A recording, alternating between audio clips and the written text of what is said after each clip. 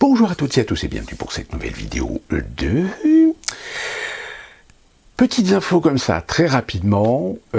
Apparemment, le convoi français qui rassemble pour l'instant, alors apparemment une centaine d'individus, voire peut-être quelques milliers, se dirige vers Paris et évidemment la préfecture de Paris, le préfet, le fameux préfet Hallemann, a donné la consigne en disant qu'il fallait absolument interdire l'accès à Paris à ce fameux convoi.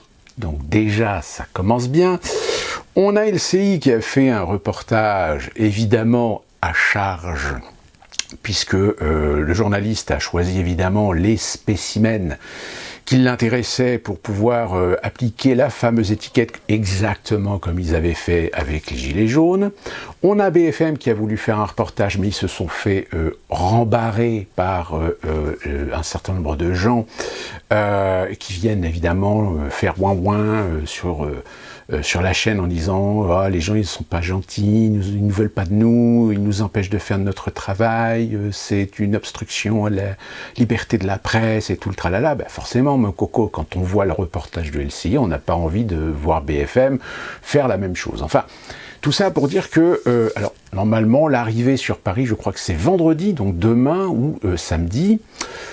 On va voir comment ça va tourner. Il n'empêche qu'on voit bien sur les médias et même sur les réseaux sociaux qu'il y en a qui sont en train de faire dans leur slip. Pourquoi ? Parce qu'ils ont peur. Ils ont peur qu'il y ait un effet boule de neige. Boule de neige, en plus de ça, on a pu voir des images. Aujourd'hui, l'un des plus gros convois qui est parti de Nice par Avignon est arrivé à Montélimar. Et on a vu des gens venir les soutenir, venir les supporter. Il y a déjà pas mal de vidéos qui circulent. En revanche, par contre, sur le nombre, on va rester assez flou parce que il est très difficile de dire combien de gens vont en réalité monter sur Paris.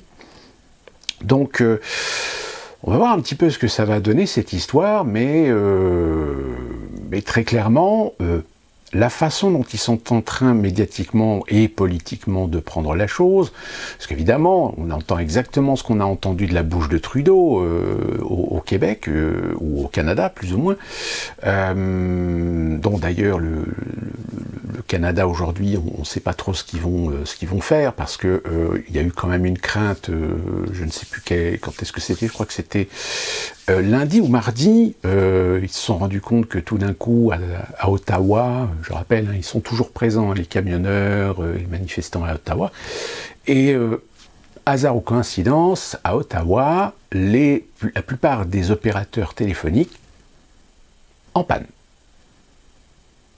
Évidemment, il y en a certains qui ont commencé à dire, ça se trouve peut-être qu'il y a une opération policière qui est en train de s'organiser, et qu'ils veulent essayer d'éviter que les gens aient le temps de peut-être filmer et de faire des lives ou d'envoyer les vidéos en direct, etc. Et apparemment, finalement, il ne s'est rien passé. Alors, on ne sait pas trop, hein, on ne sait pas si c'est véritablement la vérité ou pas. Est-ce que peut-être les flics, quand ils ont appris ce qu'on avait l'intention de faire, ils ont dit non, nous, attention là, c'est trop chaud, on ne va pas prendre le risque. On a la frontière russe qui est fermée, et là, on a, je crois, avant-hier, le Ambassador Bridge qui relie Détroit à Windsor. Windsor est en Canada, Détroit, bon, pas besoin de vous dire où se trouve Détroit, hein, évidemment, est à son tour bloqué. Donc, vous voyez, donc la situation continue, il y a une continuité sur ce qui se passe au Canada. Et Trudeau, évidemment, est toujours aussi à l'ouest. Pour ce qui concerne donc la France, allez savoir qu'est-ce qui va se passer, comment la situation va être gérée. Le fait est, c'est qu'on se rend compte que finalement les médias ont bien l'intention de faire exactement comme ils ont fait pour les Gilets jaunes, c'est-à-dire d'essayer d'appliquer des étiquettes de par quelques énergumènes, en effet, interviewés à quelques médias ou rédactions de télévision ou de médias mainstream, pour essayer de choper justement des témoignages qui permettraient d'appliquer, regardez, en fait, ce sont des complotistes, c'est des adeptes de la théorie du complot, etc.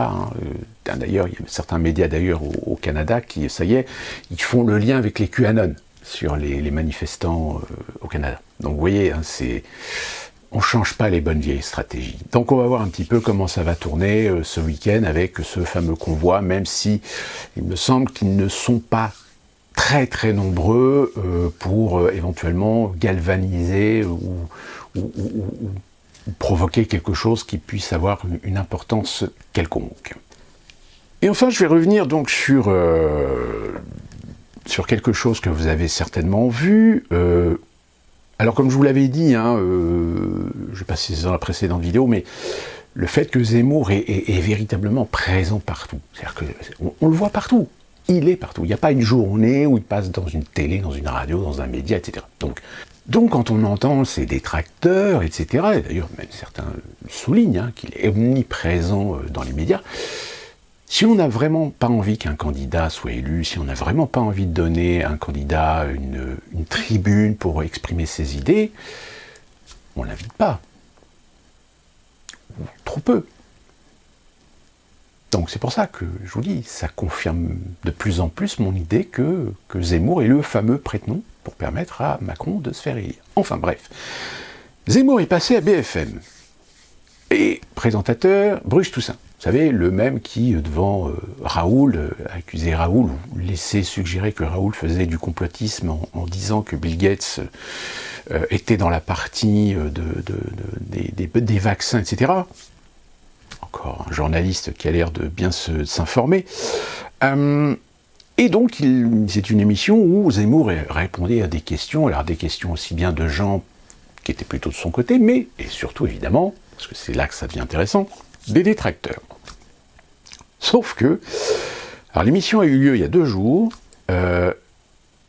sauf que les détracteurs forçaient de constater que, encore une fois, on a l'impression que les gens qui travaillent à la rédaction de BFM prennent vraiment les gens ou les Français pour des cons, pour choisir des gens et les faire passer comme des citoyens lambda.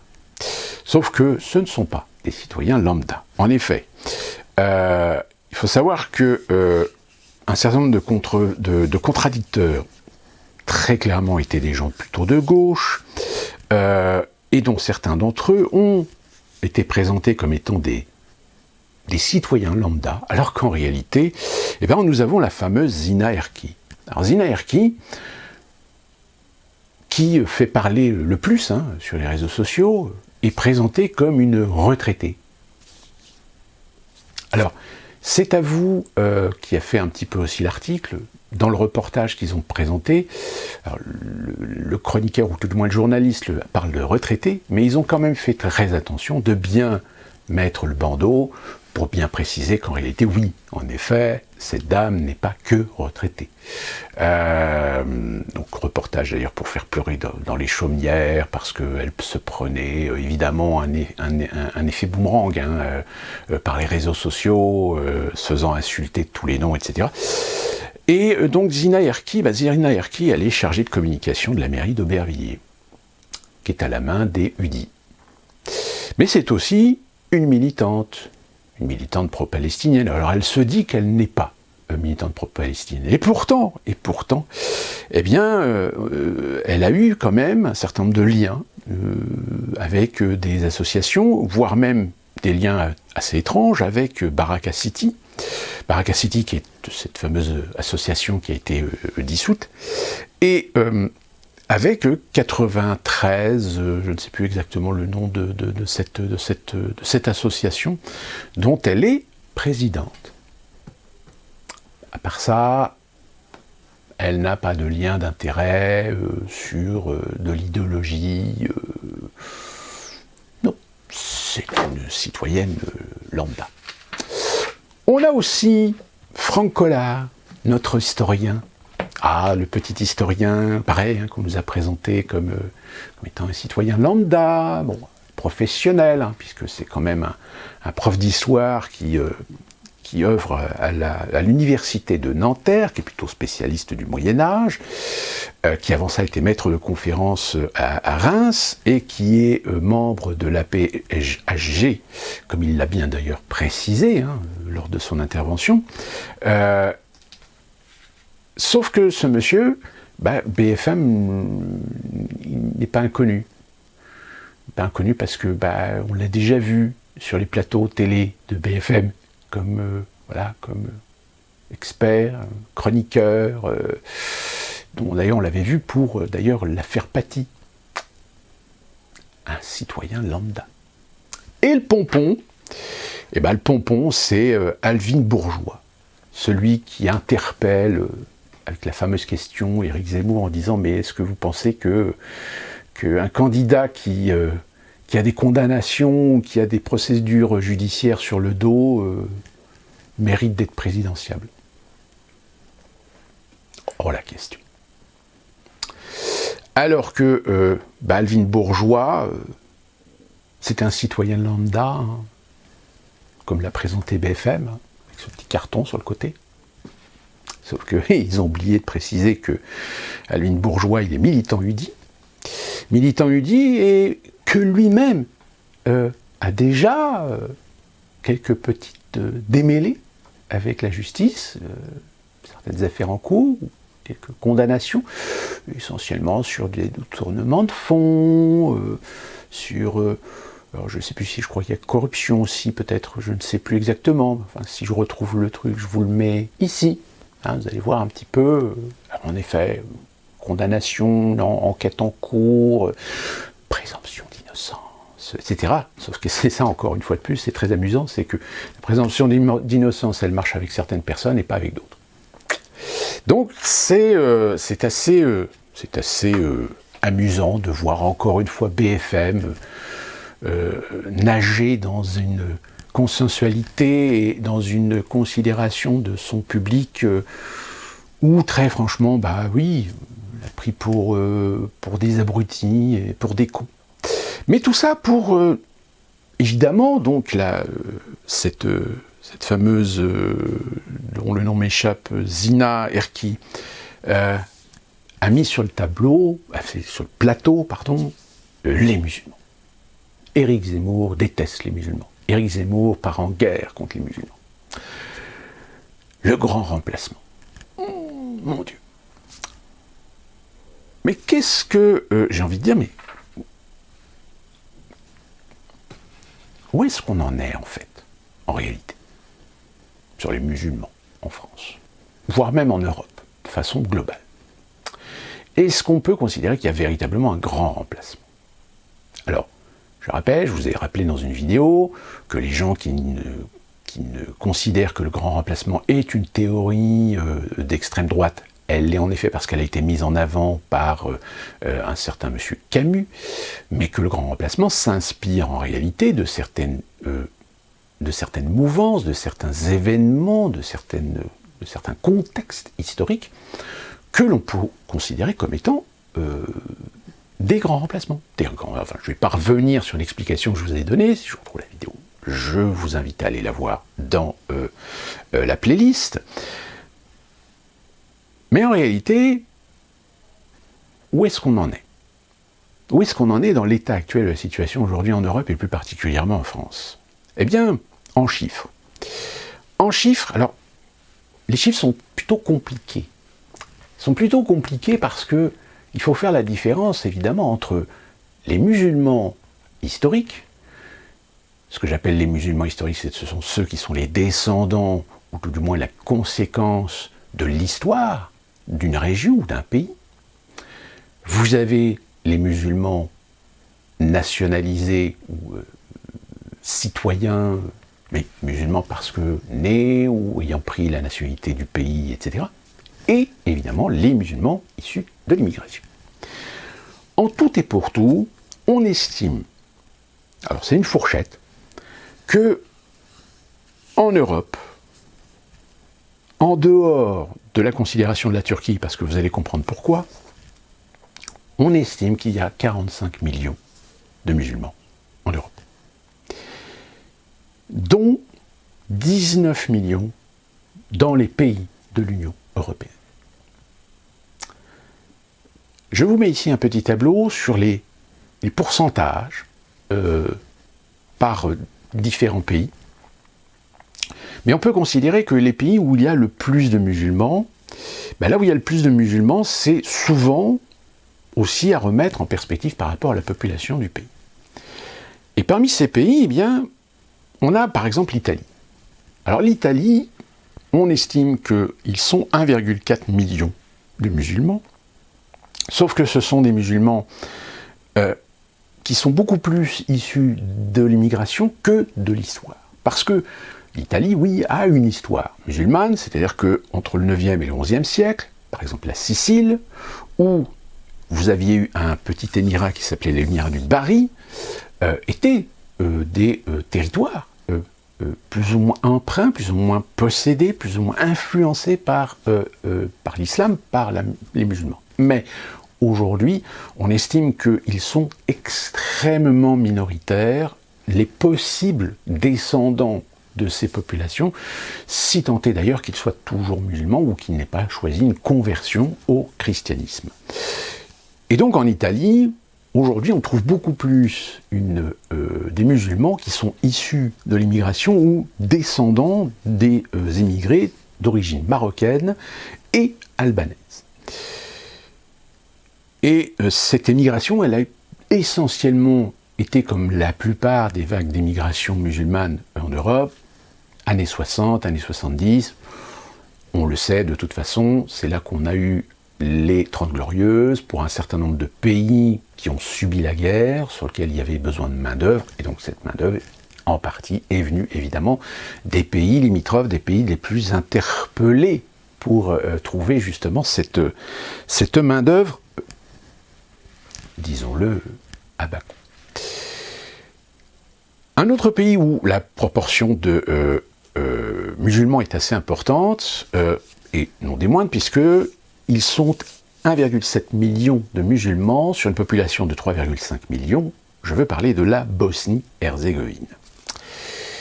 Doit-on remonter le temps vers l'histoire de la dislocation de la Yougoslavie pour comprendre la chose?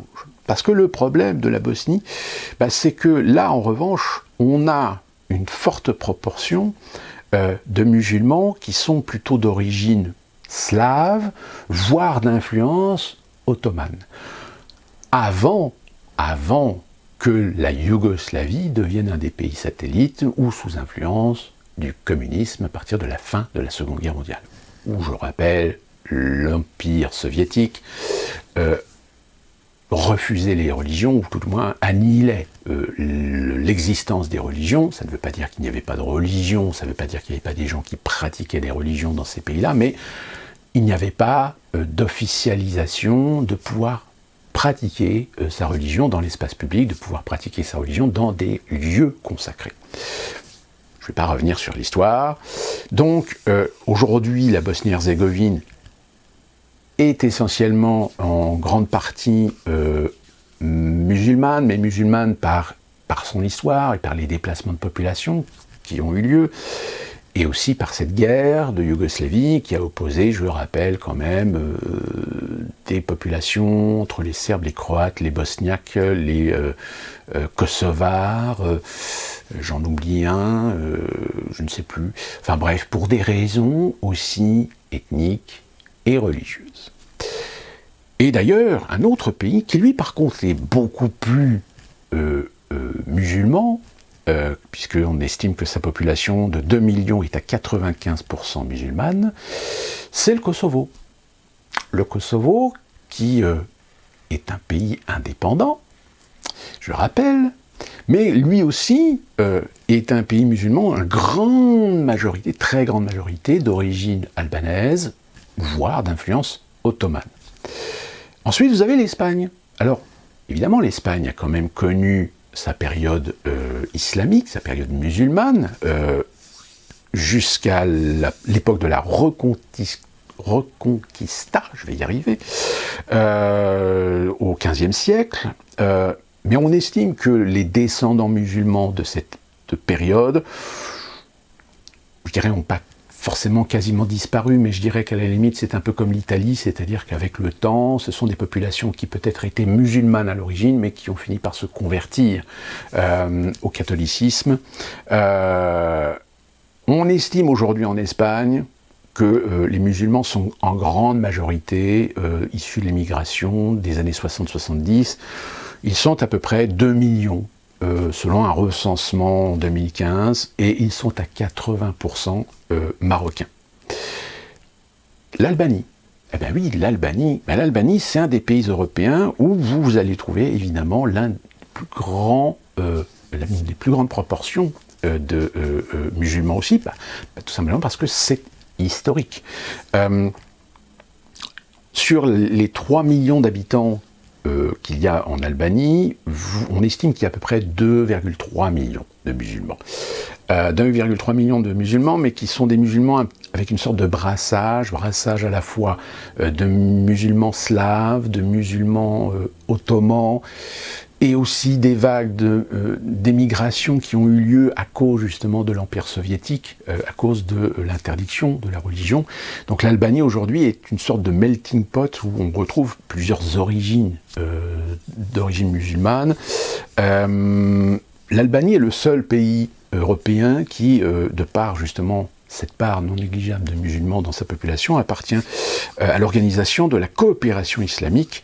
C'est le seul, d'ailleurs, de tous les pays qui, pourtant, d'autres pays ont des proportions non négligeables de musulmans, mais ça reste quand même le pays où, en règle générale, on voit aussi des flux migratoires en très petit nombre, mais existant quand même sur d'autres pays européens, émanant justement de l'Albanie. Cette Albanie d'ailleurs qui aujourd'hui, on va dire culturellement, s'oppose à un autre pays, s'oppose à une autre culture, c'est évidemment les Turcs. La Turquie, alors la Turquie c'est un peu à part parce que je rappelle que la Turquie n'est pas dans l'Europe, si ce n'est que la partie du Bosphore, la partie où se trouve Istanbul. Donc on estime qu'il y a à peu près 14-15 millions de musulmans dans cette portion-là. Et pourtant, la Turquie, c'est un pays musulman. C'est un pays musulman à 80 millions d'habitants. Et de ce fait, c'est aussi un pays qui émet beaucoup de flux migratoires dans un certain nombre de pays. Alors, pour ce qui concerne la France, je crois me souvenir, peut-être que je me trompe, mais je crois me souvenir du chiffre qu'il y avait à peu près, je crois, 300 000 ou 400 000, et encore je dois être très généreux, musulmans turcs en France. Mais néanmoins, c'est une communauté qui est assez omniprésente parce que c'est une communauté organisée. C'est une communauté qui est fière, c'est une communauté qui sait se soutenir, et qui, par conséquent, sur certains sujets sociaux, sur certains sujets politiques, sont très présents dans parfois la vie sociale même des lieux dans lesquels ils sont assez omniprésents. Et en ce qui concerne la France, ils sont beaucoup dans l'Est, du côté de la Lorraine, de l'Alsace, etc. D'où la raison pour laquelle il est assez particulier de ne pas oublier qu'en France, nous avons aussi des Kurdes. Et voilà, c'est une certaine façon aussi d'exporter un conflit séculaire entre ces populations. Mais d'une manière générale, on peut déjà envisager le fait qu'entre les musulmans du Maghreb, les musulmans arabes et les musulmans turcs, la solidarité n'est pas au top de parfois l'organisation même. D'où la raison pour laquelle c'est très diffus, c'est très local, on va dire, tous les problèmes qu'il peut y avoir aujourd'hui avec l'islam d'une manière générale. Vous avez ensuite la Grande-Bretagne. La Grande-Bretagne est un pays qui possède une bonne proportion de musulmans, mais ce sont des musulmans qui en grande majorité, c'est-à-dire qu'on estime qu'il y a à peu près plus de la moitié aujourd'hui des 3 millions de musulmans qu'il y a en Grande-Bretagne, sont évidemment historiques. Historiques pourquoi ? Tout simplement parce que ce sont majoritairement des musulmans des anciennes colonies britanniques, plus particulièrement l'Inde, et de fait avec l'histoire, pakistanais et bangladais. Donc la nationalité, je dirais, sur les 3 millions, on estime qu'il y a à peu près les 2/3 aujourd'hui qui ont la nationalité britannique. Mais encore une fois, depuis maintenant ces 40 dernières années, la Grande-Bretagne voit aussi arriver une émigration issue des pays du Moyen-Orient. Pays du Moyen-Orient, plus particulièrement des pays évidemment qui ont cette facilité de vouloir aller en Grande-Bretagne, et d'où la raison pour laquelle nous avons ces problèmes aujourd'hui de migrants qui veulent absolument traverser la Manche, c'est parce que c'est un pays anglophone, et que ça attire évidemment des migrants qui, plus ou moins, connaissent un peu l'anglais. Et donc c'est des Afghans, c'est des Libyens, c'est des Syriens, c'est des Palestiniens, etc., qui veulent absolument essayer de vouloir émigrer en Grande-Bretagne. Vous avez l'Allemagne. Alors l'Allemagne, ils sont 4 millions. 4 millions, mais là encore, 4 millions avec une énorme influence d'origine turque et d'origine ottomane. Même si depuis les années 80, vous avez également une émigration musulmane qui vient d'Afghanistan, qui vient de Bosnie, de Syrie également. Mais en grande partie, on considère qu'aujourd'hui, les musulmans issus de l'émigration des pays du Maghreb est très minoritaire. Et vous allez comprendre pourquoi après, parce qu'il y a une question culturelle aussi, question de langue aussi, qui fait que l'Allemagne attire beaucoup plus les musulmans d'origine turque ou d'origine d'anciennes contrées de dominance ottomane que des musulmans d'origine du Maghreb. Et parce que les musulmans d'origine du Maghreb, en dehors évidemment de la Syrie, non pas de la Syrie mais de la Libye, Égypte, c'est la France. Évidemment, la France, aujourd'hui, en France, on estime que... alors, pareil, c'est toujours difficile de donner un chiffre parce qu'il n'y a pas de statistiques ethniques en France, donc on ne peut pas déterminer sur la religion ou sur l'origine la proportion. Néanmoins, on arrive plus ou moins à déterminer une estimation. On pense que la proportion de musulmans dans la population française aujourd'hui, alors c'est un chiffre qui date de 2016, est de 8,8%. Certains disent qu'aujourd'hui, il y aurait 5 millions de musulmans, alors tout confondu, à la fois de nationalité, avec la citoyenneté française, et d'origine étrangère.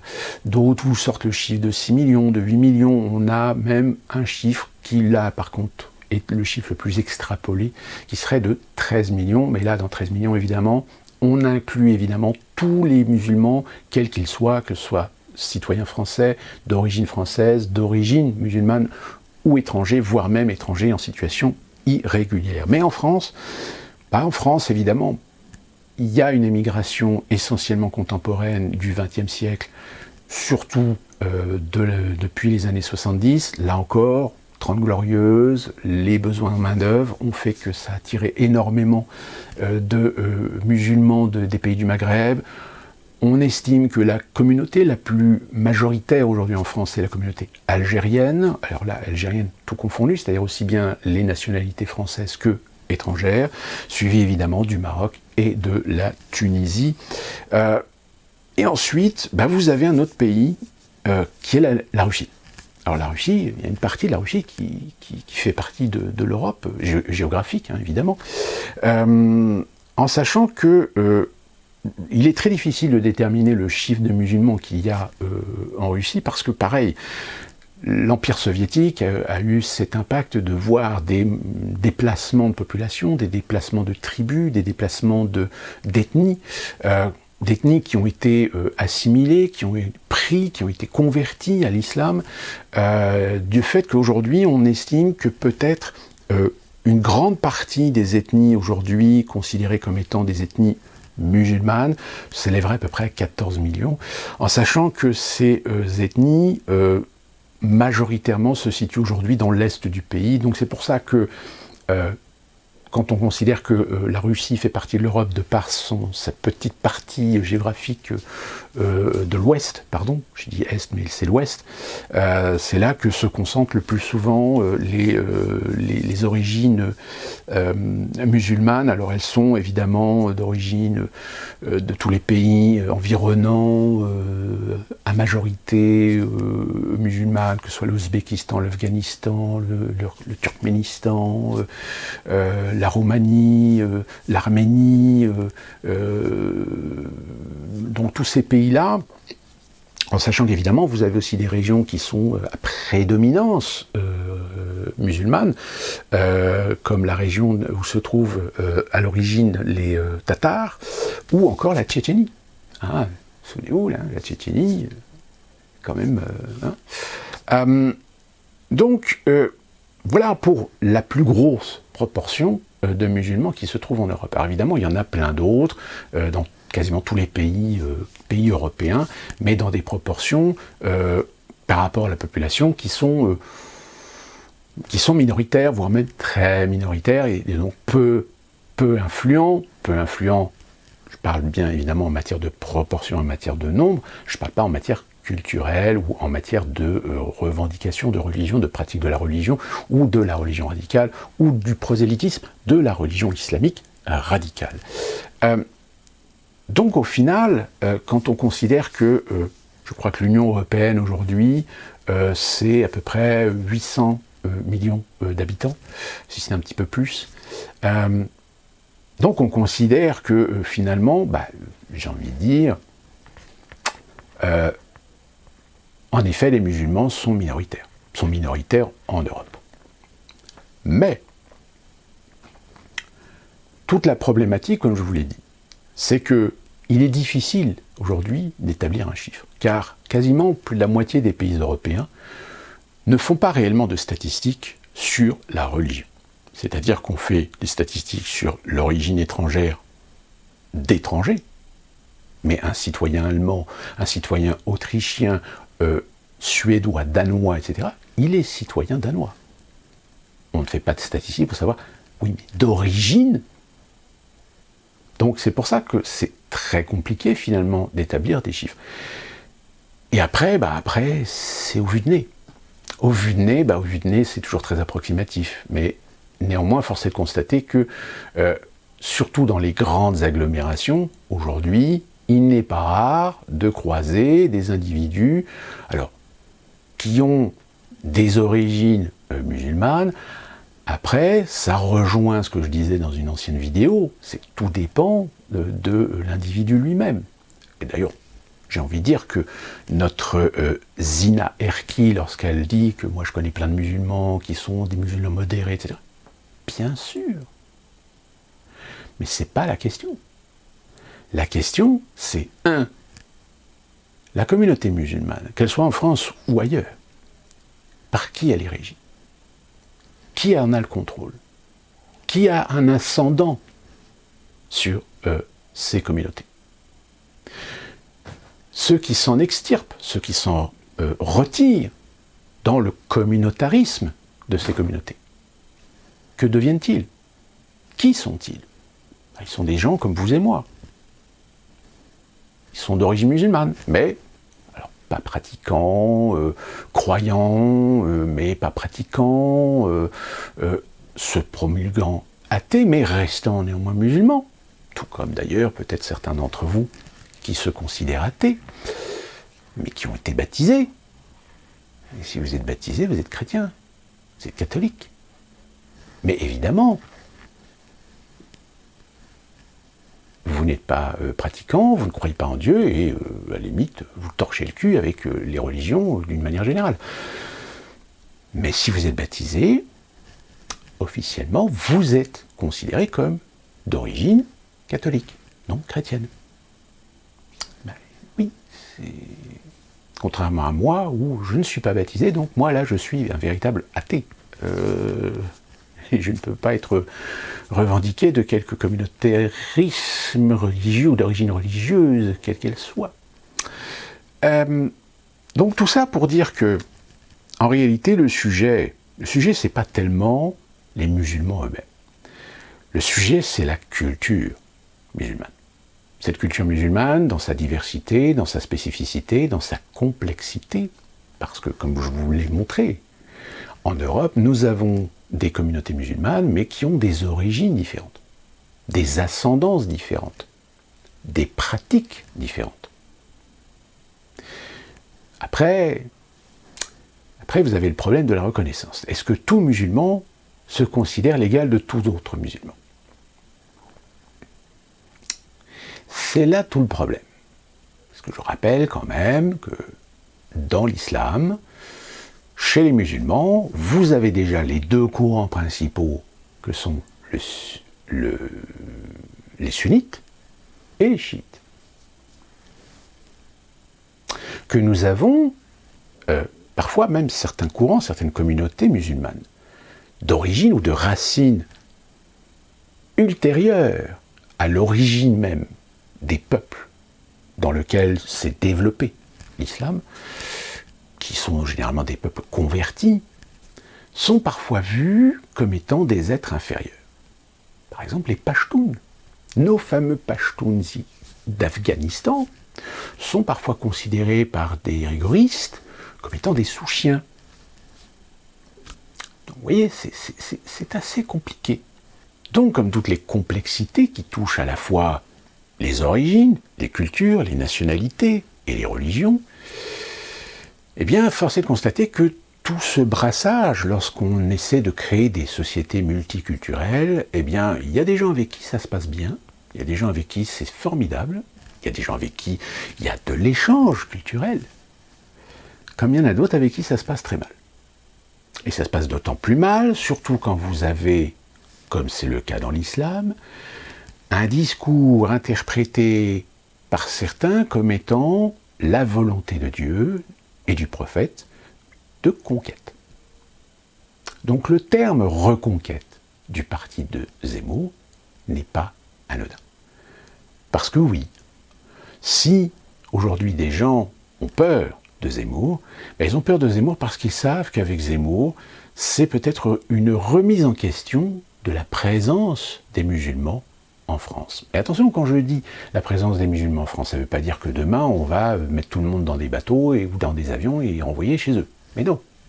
Parce que une grande partie d'entre eux, je rappelle, en France on estime à peu près les 2/3 qui sont les 2/3 qui sont de nationalité française. Ils sont français. On ne va pas les débouter de la nationalité française, peut-être parce qu'ils sont la 2e, 3e, 4e ou 5e génération de grands-parents, d'arrière-grands-parents qui sont venus vivre en France, mais qui sont d'origine marocaine, tunisienne, algérienne, etc. Parce que le fond du problème, c'est le problème de culture. Si nous estimons qu'aujourd'hui nous avons tous dans nos entourages des musulmans avec qui nous nous entendons très bien, avec qui on peut débattre, on peut même critiquer la religion, force est de constater que malheureusement, dans la communauté musulmane, et surtout dans les communautés musulmanes, pas seulement en France, mais aussi en Europe d'une manière globale, tous les flots de migration qui sont contemporains, c'est-à-dire ces 20 ou 30 dernières années, eh bien ce sont des flots qui malheureusement n'ont pas eu la chance de leurs ancêtres, ceux qui sont arrivés dans les années 50, 60, non sans mal d'intégration, d'assimilation, suivant les modèles de nos pays européens, d'avoir le bénéfice aussi du travail. C'est-à-dire de trouver une place dans la société par le travail, gagner un salaire, dépenser, consommer.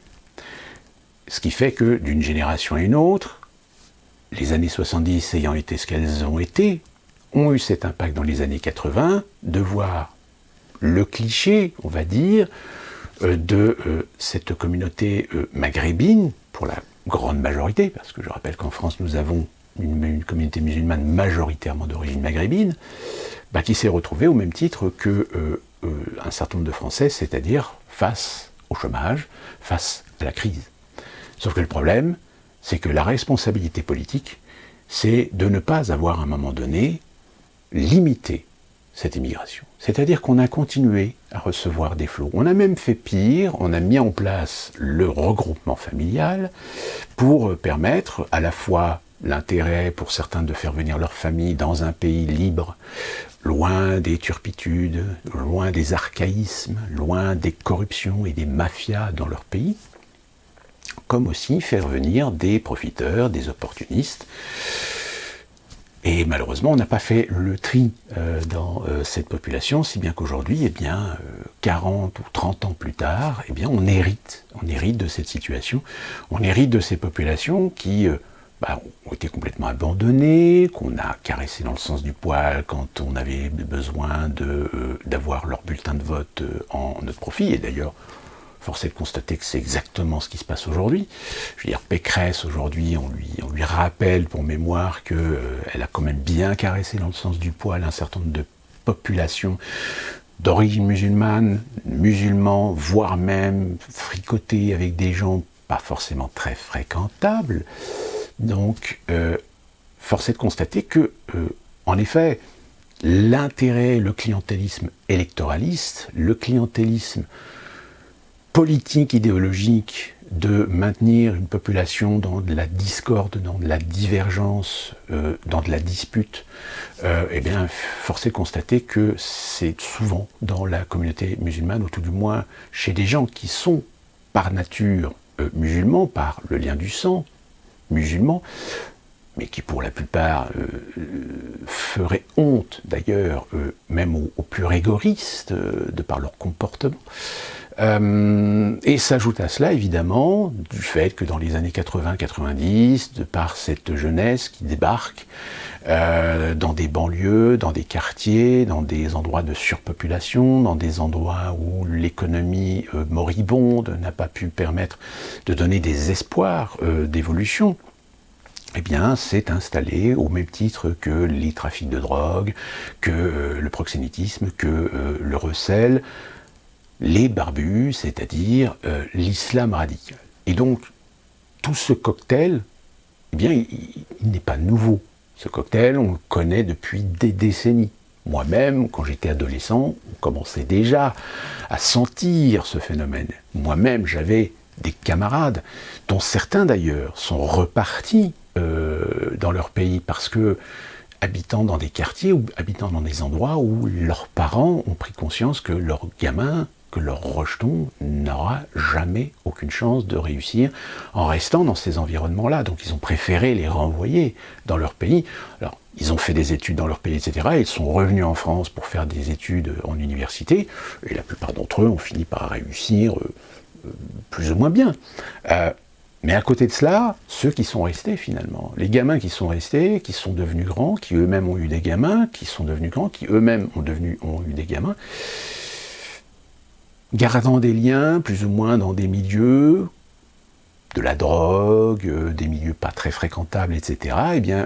Aujourd'hui, oui, je suis désolé, mais force est de constater que c'est souvent cette population d'origine musulmane, je dis bien d'origine musulmane, parce que dire qu'ils sont musulmans serait presque un pléonasme, vu leur comportement qui, comme je vous le répète, ne correspond plus du tout aux valeurs principales et aux valeurs fondamentales même de l'islam, mais du fait de leurs origines, du fait parfois même de se prétendre musulmans et de défendre cette fierté d'être musulmans, voire même jurer sur le Coran alors qu'ils ne l'ont jamais lu de leur vie,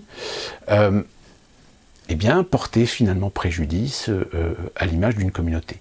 Et ce préjudice, aujourd'hui, il s'appelle Éric Zemmour. Éric Zemmour qui a fait de son cheval de bataille une reconquête contre un grand remplacement. Un grand remplacement, si même on prend cette théorie de grand remplacement, je mettrais peut-être un peu tout aussi, c'est-à-dire toutes les populations, toutes les peuplades, toutes les cultures d'Afrique, pour la grande majeure partie d'entre elles. Mais Zemmour fait une fixation sur les musulmans parce que ce sont eux qui sont les plus visibles dans le paysage. Ce sont eux qui sont les plus visibles dans les statistiques de la criminalité, de la délinquance. Ce sont eux qui se font le plus souvent remarquer de par des prises de position, de par des contrariétés, de par... D'ailleurs, nous avons aujourd'hui cette fameuse polémique du fameux voile que des femmes veulent porter pour pouvoir jouer au foot. Ce qui est assez amusant parce que pour légitimer l'argumentaire, on parle d'émancipation de la femme, pouvoir sortir de chez elle et pouvoir faire des choses en toute liberté, mais en portant le voile quand même. Il y a quand même quelque chose d'assez ambigu. Que si tu portes le voile, ça veut dire que tu te soumets aux préceptes de la religion, donc si tu es soumise, tu n'es pas libre, par définition. Mais voilà, c'est une question de sémantique qui paraît compliquée. Puis en plus de ça, le voile dans le sport, excusez-moi, mais le sport est peut-être l'endroit où on peut pas seulement faire du sport, mais surtout les sports d'équipe. C'est des milieux, c'est des endroits où s'incrémente aussi un aspect social, celui de la considération de l'égalité de chacun. C'est-à-dire que quand vous regardez une équipe de football, de basketball, de volley, de baseball, de football américain, ce que vous voulez, ou même des teams cyclistes, ou des compétiteurs individuels, de sport individuel, mais à plusieurs, en étant à plusieurs pour les compétitions, hormis évidemment leur morphologie, mais le reste, il n'y a pas de différenciation. Prenez l'équipe de France, qui est chrétien, qui est catholique, qui est athée, qui est protestant, qui est musulman, qui est hindou. On s'en fout. Parce qu'il n'y a pas de signe distinctif. Oui, peut-être qu'il y a une chaîne, ou peut-être un tatouage, etc. Mais ça reste relativement discret. Or, un voile sur un terrain de foot, c'est pas discret. Puis même, question de principe, si demain on accepte le voile pour des équipes de sport dans les compétitions, qui dit que ces joueuses accepteront de jouer par exemple avec des lesbiennes ou des transgenres? J'ai pas envie de faire un trait d'humour en disant c'est pas cachère, mais ça n'a rien à voir avec l'islam, ou c'est pas halal. Excusez-moi, très mauvais trait d'humour. Donc, vous voyez, on ne peut pas ignorer le problème qu'il y a au sein de l'islam, mais qui est un problème qui est à la fois à traiter avec les musulmans. Parce que c'est eux qui sont les premières victimes. C'est eux qui subissent en premier le fait qu'ils aient été abandonnés par des politiques depuis 50 ans, depuis 60 ans, pour des raisons clientélistes. Parce que derrière, il y a des intérêts. Les intérêts d'avoir l'argent du Qatar, de l'Arabie Saoudite, des Émirats Arabes Unis, qui sont des pays où la religion musulmane est, bien évidemment, très implantée. Et dois-je rappeler que les Saoudiens sont les premiers à faire le prosélytisme du sunnisme, hein, le fameux wahhabite. Donc, quand on va chercher leur argent, eh bien, c'est une façon aussi de fermer les yeux sur d'autres activités, d'autres contributions, d'autres aides, de subventions à des organismes en France qui prônent un islam qui, dans certaines valeurs, dans certains principes, est complètement contradictoire avec la République et ses principes. Si tant est d'ailleurs qu'aujourd'hui on peut considérer que la République existe encore, parce que comme je vous l'ai dit, et je le répète encore une fois de plus, pour moi la République est morte. Si on fait tomber certaines barrières, si on détruit des piliers, des fondamentaux de la République, pourquoi pas? Je veux dire, demain, voilà, on acceptera le voile partout, on interrompra et on fera des régimes spéciaux pour les musulmans dans les entreprises pour leur permettre de faire leurs prières. Enfin, voilà, après c'est la porte ouverte, si vous voulez. Et c'est ça qu'ils veulent. C'est ça qu'ils veulent. En sachant, et là j'insiste bien sur ce point, et j'en ai déjà parlé, je le relis, en sachant qu'en France, les musulmans sont instrumentalisés.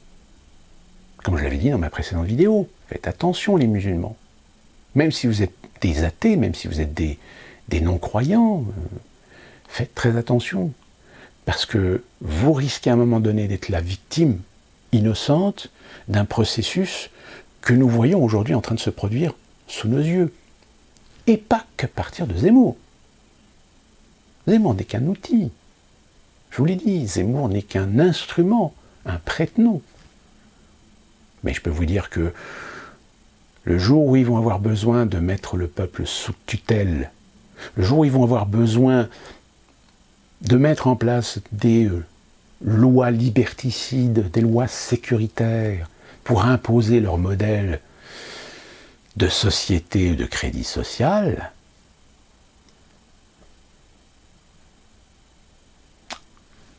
je vous laisse réfléchir. D'ici là qu'on se retrouve pour une prochaine vidéo. Portez-vous bien, soyez prudents et surtout, bon courage.